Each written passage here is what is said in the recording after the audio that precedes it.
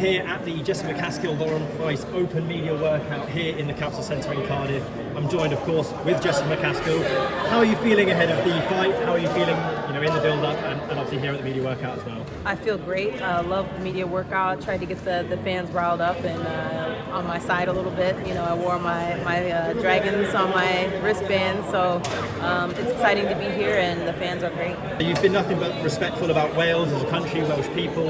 Is it a shame almost that you're fighting a Welsh person because you've got nothing but lovely things to say about everyone here? No. Fighting someone isn't necessarily a love-hate thing. It's a business, and to bring that kind of business here to Wales is more of an honor and respect thing. To be able to bring something to this community and say, like, I had a hand in that is something that I get to take home and that I get to share with my kids. And so it's just really great to be a part of this. It's more so everyone being a part of something big, not necessarily two people at odds. It's not that at all.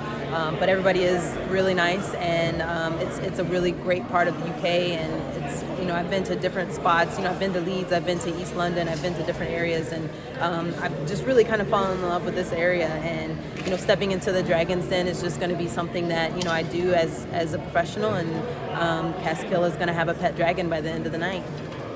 And you've said previously that you really want to fight Natasha Jonas after this one. As you said at the end of your documentary, she also said that she helped you with building this fight in some way or another. Is that the aim then, to get Lauren Price out the way and then get that Natasha Jonas fight and get another belt around your waist? It has to do with all of the logistics, and I don't know if she's rematching her last fight. I don't know what her plans are. Obviously, the long game is that she's going to be ending her career probably sooner than later. So I want to, if that's something that she wants to do, we can make a fight probably.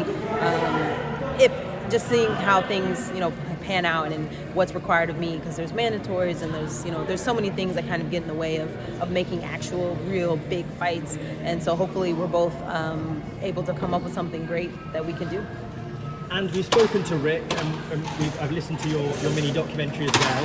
And one thing that struck me with that one is you talk about being in the gym 365 days a year and being constantly in camp, so to speak, rather than having a dedicated fight camp.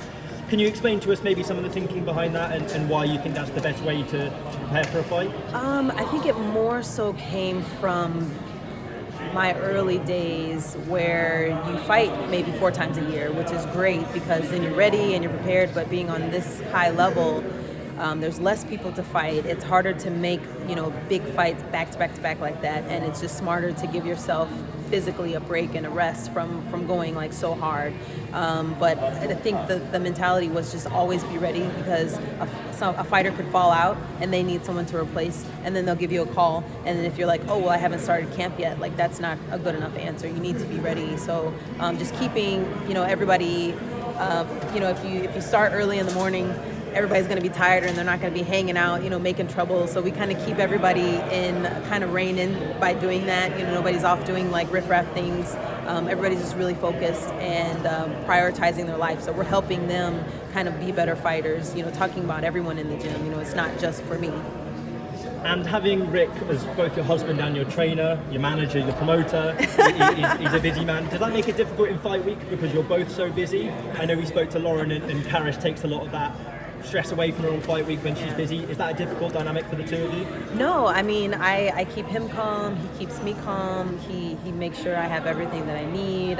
If there's an issue that he's dealing with, I'm just there to kind of relax him and let him know, like, things are going to happen, we just have to stay focused. And so we're very helpful to each other during fight week. It's just something that you have to be able to balance. And if that weren't the case, then I would just be like, okay, you need to go to your hotel room and I'm going to go to mine, and then we're going to have space, and then we'll come train, and then we're going to have the fight. It's just all about speaking up for yourself and knowing what you need as a fighter. And to talk about those belts, they were obviously up on the ring earlier, looking lovely and shiny. You've never had to give anyone away your belts. You've never had to hand those belts over to anyone. Does that give you confidence that when you've got those belts around your waist, that you'll never be able to lose them? Is that something you feel confident with? That's something that I fight for. Obviously I've had losses, and there's just been different parts of my career that, I wish word differently, and that's something that I hold on to as a very big staple in my career, and something that I can actually say, no one's taken my belts, and that's what I'm fighting for. And Lauren obviously hasn't got a loss on her record.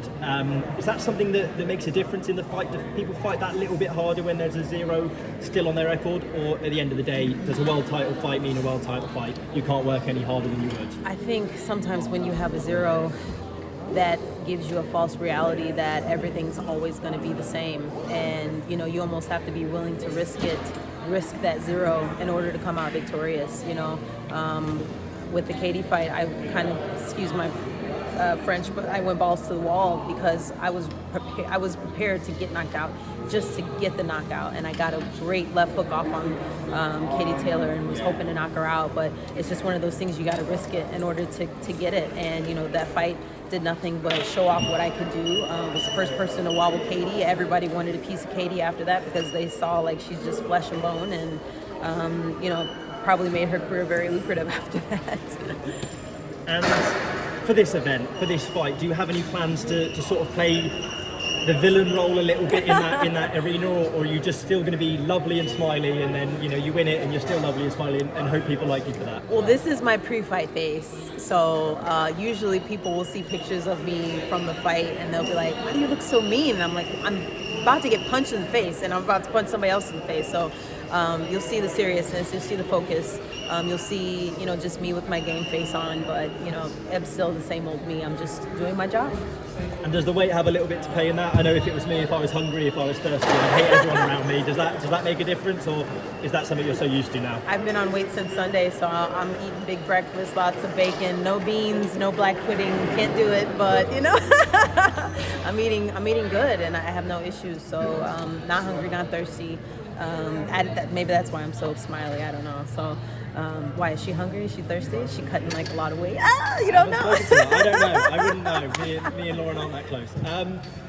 For the fight, I'm not going to ask you your prediction because I think that's a slightly stupid question. But what I am going to ask you is what you think, or how you think the fight's going to go. What's I imagine you run the fight through your head during camp, during sleep, wherever. But how do you plan it going? What do you think will happen in an ideal scenario? I just think she's going to be confused by some of the things that I do. I'm not a traditional fighter.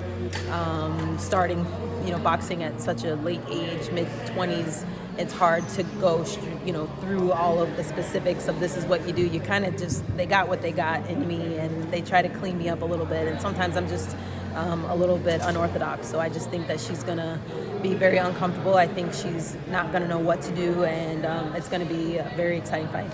And last one, we've got a lot of Welsh boxing fans. If you can just have a look down the lens and give a message to all the Welsh boxing fans there about what what you have, what you do, and why they should keep watching you after this fight as well. To all of my Welsh fans, thank you for your Instagrams. I get your messages. Thank you for all of you who are rooting for Lauren Price.